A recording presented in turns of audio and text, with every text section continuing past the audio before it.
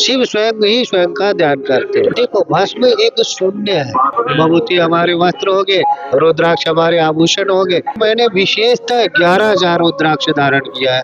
नमस्कार, मैं जयप्रकाश। आप देख रहे हैं अपनी वार्ता। लगातार आपको प्रयागराज से देश और दुनिया के साधु संतों का दर्शन कराते हुए आ रहे हैं। इसी श्रृंखला में हमारे साथ एक नागा बाबा जी हैं, जिनका सूरज आपको दिलवाते हैं वार्तालाप। बाबा जी बम बम बोले। कैसे महाराज जी आप? बहुत अच्छे महाराज जी, आपका शुभ नाम क्या है? मैं दिगंबर अजयगिरी महाराज श्री पंचायती निरंजनी अखाड़े से हूँ। महाराज जी, ये आप लोगों का कुंभ में आगमन होता है तो मैं ज्यादा घुमा फिरा मैं सीधे बात करता हूँ कि मैं ये तो पता चलता है कि लोग कुंभ में साधु संत आते हैं, पर कहाँ से आते हैं, कहाँ चले जाते हैं ये नहीं। तो आप लोगों का कहाँ निवास स्थान रहता है, कहाँ आप लोग रहते हैं बाकी टाइम में? देखो हमारे अलग अलग प्रांतों से, पूरे भारतवर्ष से ही नहीं, विदेशों से भी साधु संत आते हैं और कुछ गुप्त भी होते हैं, कुछ प्रकट भी होते हैं। कई प्रकार के साधु संत होते हैं। जो गुप्त है उनको तो हम भी नहीं देख पाते, आप तो कहाँ से देखोगे, ठीक है। और जो प्रकट है ये अपने अलग अलग निवास स्थान में, कोई गुफाओं में रहते, कोई कंदराओं में रहते, कोई जंगलों में रहते, कोई पहाड़ों में रहते, कोई मठों में रहते, कोई मंदिरों में रहते। ऐसे ऐसी जगह अपने अपने व्यवस्था अनुसार भजन भोजन जीवन यापन करते। अरे महाराज जी, अगर मैं ये पूछूं कि बाहर दुनिया बड़ी शानदार है, बहुत सारी चीजें, इस संन्यास के पीछे का क्या कारण है? क्यों संन्यास ले लिया? मतलब किसी से प्रभावित हुए, किसी ने कुछ बोला कि क्या हुआ, क्यों संन्यास ले लिया? देखो संन्यास लेना तुम चाहोगे तो तुम थोड़ी ले सकते हो संन्यास। ऐसे नहीं लिया जाता है संन्यास। संन्यास तो हमारे कई जन्मों के कई जन्मों के संचित कर्म होते हैं, उसके फलस्वरूप हमें संन्यास को प्राप्त होती है, हम संन्यास को प्राप्त होते हैं। और ऐसे कोई चाहे भी संन्यास ले ले तो थोड़ी संन्यास लेके थोड़ी रह सकता है। कुछ समय में उसकी वैरागी खत्म हो जाएगी। शमशान वैरागी होते हैं, शनि वैरागी होते हैं, वो समय रहेगी फिर खत्म हो जाएगी, फिर वो संन्यास से हट जाएगी।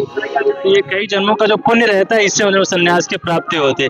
महाराज जी, आपका बड़ा वेशभूषा, मतलब रुद्राक्ष है। हाँ, रुद्राक्ष का पूरा बहुत अच्छा शानदार सज रखा है। इसके पीछे क्या कारण रुद्राक्ष धारण करने के पीछे? देखो रुद्राक्ष हम नागा सन्यासी है, दिगंबर नागा सन्यासी। दिगंबर नागा सन्यासी जो होते हैं वो क्या होते हैं? शिव जी के गण होते हैं। शिव दिगंबर शिव जी का ही स्वरूप है। हाँ, शिव जी भी दिगंबर है। तो हम शिव से जुड़े हुए हैं, शिव संप्रदाय के हैं। हमारे को सर्वप्रथम गुरु महाराज से गुरुकंठी के तौर पे रुद्राक्ष प्राप्त होते सर्वप्रथम, तो भी हम धारण करते। जितने भी नागा सन्यासी होंगे सभी रुद्राक्ष धारण करते। और मैंने विशेषतः 11,000 रुद्राक्ष धारण किया है। 11,000 रुद्राक्ष का महत्व है शिव पुराण के अनुसार। जो है नियम पूर्वक 11,000 रुद्राक्ष धारण करते हैं वो भगवान शिव के रुद्र स्वरूप माने जाते हैं, रुद्र स्वरूप होते हैं। हरि। और हम शिव जी के गण हैं तो हमारे वस्त्राभूषण में रुद्राक्ष विभूति होते हैं। विभूति हमारे वस्त्र हो गए, रुद्राक्ष हमारे आभूषण हो गए, तो भी हम धारण करते हैं। हर हर महादेव। महाराज जी, ये दो चीज हमने देखा है, मतलब एक भस्म, एक धुनी जो रमती है, इसके पीछे क्या कारण रहता है? भस्म के पीछे के लगाने का क्या कारण रहता है? देखो भस्म एक शून्य है। अच्छा क्या? तो इससे हमें आवाज होता रहता है ये भस्म भूत हो जाने, संसार नश्वर है, नाशवान है, इसमें कुछ नहीं है, तो ये आवाज होता रहता है। और ये भक्ति के लिए, भक्ति के वृद्धि के लिए भस्म धारण किया जाता है। जो ललाट पे करते हैं, तिलक चंदन वगैरह इत्यादि करते हैं, तो उससे भक्ति की वृद्धि होती है। और हमारा तो वस्त्र ही भस्म का है। हाँ, क्योंकि हम दिगंबर स्वरूप है तो हमारा वस्त्र हो गया भस्म का, तो हम धारण करते हैं। और धूना हमारे, हम 10 नाम नागा सन्यासी है तो हमारे धूना की पूजा होती है। जिस तरह हिंदू धर्म में, हमारे आदि सत्य सनातन धर्म में पूजा से पहले ज्योति प्रज्वलित किया जाता है और उसको सम्मुख रखे जाते हैं। जब तक हम जो है पूजा पे बैठे होते इतने ज्योति प्रज्वलित रहते हैं। इसी प्रकार से हमारे नागा साधु के धूना जो है अखंड रूप से, जब तक हम यहाँ कुंभ मेले में रहेंगे, मेला क्षेत्र में रहेंगे, जिस दिन आया उस दिन से अखंड रूप से दिन रात 24 घंटे प्रज्वलित रहेंगे। ये हमारे कर्मों के साक्षी होंगे धूना। ये हमारे देवता है। हाँ, हमारी पूजा होती है 10 नाम सन्यासियों ये पूजा होती है धूना की। हाँ, तो हम धूना के ऊपर बैठ के साधना करते हैं।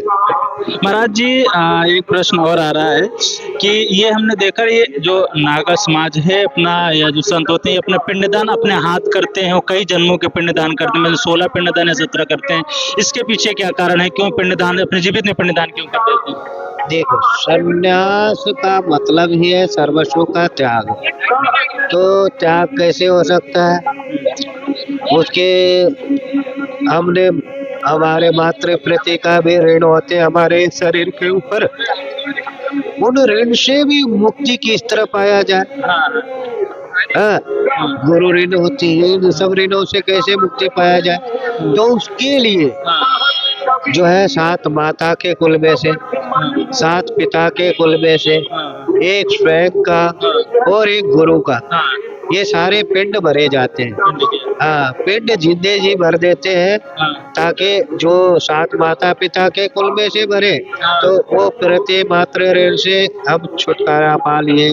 ठीक, अब न स्वयं का भरे, क्योंकि ये नर रूपी शरीर जो है उसको हम त्याग देते हैं। फिर हमारे को गुरु महाराज जो है नारायण का स्वरूप प्रदान करते, हमारे गोत्र बदल जाती है, नाम बदल जाते हैं, फिर हम नर नहीं होके नारायण हो जाते हैं। महाराज जी एक प्रश्न और था कि ये हमने सुना है कि जो बाकी साधु संत हो तो अनुष्ठान या पूजा अगरबत्ती या मतलब जप तप करते हैं, लेकिन नागा समाज को ध्यान करते हैं, मतलब पूजा धूप नहीं करते, ऐसा है कुछ? क्या नागा समाज में धुनी रमड़ते हैं, ऐसा है? नहीं, देखो, जो मठ मंदिरों में रहते, कई आश्रमों में रहते, व्यवस्थित रहते हैं, उनको जो है वहाँ के जो हमारे मठ मंदिरों में जो भी देवता स्थापित है, हाँ, हमारे इष्ट गुरु निरंजन देव जी है, तो उनकी भी पूजा अर्चना इत्यादि करते हैं हम। समय समय पे आप देखोगे वहाँ स्तुति होती रहती है, पूजा अर्चना इत्यादि होती रहती है। हाँ, और हम जहाँ पे भी रहते हैं, जहाँ जिस तरह मंदिर में रहे, मठों में रहे, तो वहाँ के प्रधान देवता जो मुख्य देवता होते हैं, उनके जो है पूजा अर्चना इत्यादि सभी करते हैं। और अरे, हम जब धुने पे बैठे होते हैं, तो वैसे हमारे को जो है निराकार ब्रह्म के परमात्मा के जो है मंत्र दीक्षा प्राप्त होते हैं, जिसको शिव स्वयं रखते हैं। शिव भी किसी का ध्यान करते हैं, वो ध्यान किसका करते हैं? शिव स्वयं ही स्वयं का ध्यान करते हैं। हाँ। तो ऐसे जो है हमारे ध्यान प्रक्रिया है, हम उन्हीं में रत रहते हैं, हम शिव में रत रहते हैं, उनका निरंतर चिंतन मनन भजन पूजन और मंत्रोच्चारण करते रहते हैं, कहीं भी बैठे हो। हरिओम। महाराज जी एक चीज और है, ये हमने ये देखा है, लोग बोलते भी हैं कि मतलब जो नागा समाज रहते हैं या समाज रहते हैं, ये गांजा वगैरह का सेवन करते हैं, तो इसके पीछे क्या कारण सेवन करने का रहता है? मतलब कोई, क्योंकि बहुत लोग भोले का प्रसाद मानते हैं, क्या सच में भोले का प्रसाद है? इसके पीछे कोई कारण जो गांजा सेवन किया जाता है? देखो, गांजा नहीं, भांग होते हैं। भांग जो है माता पार्वती की बहन विजया बोलते हैं, विजया, हाँ, उनके बहन के रूप में भांग की जो है उत्पत्ति उसे हुई है, शक्ति से हुई है। तो इसको भगवान शिव जो है ग्रहण करते हैं, भांग, गांजा नहीं, हाँ, भांग। तो वो भांग को जो है साधु संत भी तपस्या का एक मार्ग बनाते, तप ध्यान समाधि में जाने के लिए भी मैं खा के और जो है ध्यान समाधि में लगते हैं। हमारे एक संत जी थे, वो काफी सारे भांग खा लेते और जो है 4-4, 6-6 दिन, 10-10 दिन जो है समाधि में बैठ जाते थे, उनको समाधि से उठते ही नहीं, उठाने पड़ते थे, फिर वो निकलते थे समाधि से बाहर। तो कई जो है अध्यात्म की चेतना के लिए भी भांग का सेवन करते हैं, और जो शौक से करते हैं, भैया कहते हैं भगवान का प्रसाद है, प्रसाद को ग्रहण करने के लिए उसमें योग्यता होनी चाहिए। प्रसाद तो बहुत कुछ है, भगवान ने जहर भी, विष भी पिए थे, हलाल जहर, हाँ, तो आपके अंदर योग्यता है तो वो भी ग्रहण करके देखो, वो भी तो प्रसाद ही है भगवान का। तो ऐसा नहीं, नशे को प्रसाद की ऐसे कोई वस्तु नहीं बनाना चाहिए। साधु संत ग्रहण करते, वो अपने दिनचर्या में शामिल करके किसी न किसी प्रकार से वो अध्यात्म में से जुड़ाव जो है कंटिन्यू जुड़े रहने के लिए करते हैं। हाँ, तो उनको देख के आम पब्लिक को नहीं करना चाहिए ऐसा कुछ। ये नशे की वस्तु है, इससे जो है गृहस्थाश्रम खराब हो जाते हैं, बिगड़ जाते हैं, शरीर की बहुत सारी जो है समाज को नहीं करना चाहिए, हाँ साधु बस, संत हाँ के साधु साथ संत, हाँ साधु संत भी, कुछ साधु संत ऐसे हैं जो इनका सेवन करते हैं, सभी नहीं करते, सभी नहीं, जैसे मैं नहीं करता हूँ। आप नहीं करते। ये महाराज जी ने, महाराज जी एक लास्ट प्रश्न हमारा आपसे था कि हमने देखा है कुंभ का नाम लेते ही, मतलब कुंभ में ऐसा क्या है जो सभी संत कहीं भी हो दुनिया में, किसी भी गुफा में बैठा हो, कुंभ में आना ही आना, क्या कारण है कुंभ में आने की, पीछे क्या रहस्य है, कुंभ की क्या शक्तियां हैं? देखो, कुंभ में पहले राजा महाराजा बड़े बड़े जो है चक्रवर्ती सम्राट, वो अश्वमेघ यज्ञ करते थे, पूरे विश्व में परचम उनकी लहराते थे, और उसके जो उस अश्वमेघ यज्ञ करने से जो पुण्य फल की प्राप्ति होती थी, ऐसे 1000 अश्वमेघ यज्ञ के पुण्य फल के बराबर एक बार कुंभ में स्नान करने मात्र से पुण्य की प्राप्ति हो जाती है। इसलिए जो है दूर दूर से गुप्त प्रकट सभी प्रकार के संत जो है यहाँ आके शाही स्नान करते हैं, पुण्य के भागी बनते हैं। आप सभी भी आओ, कुंभ में स्नान करो, पुण्य के भागी बनो, संतों के दर्शन आशीर्वाद इत्यादि प्राप्त करो।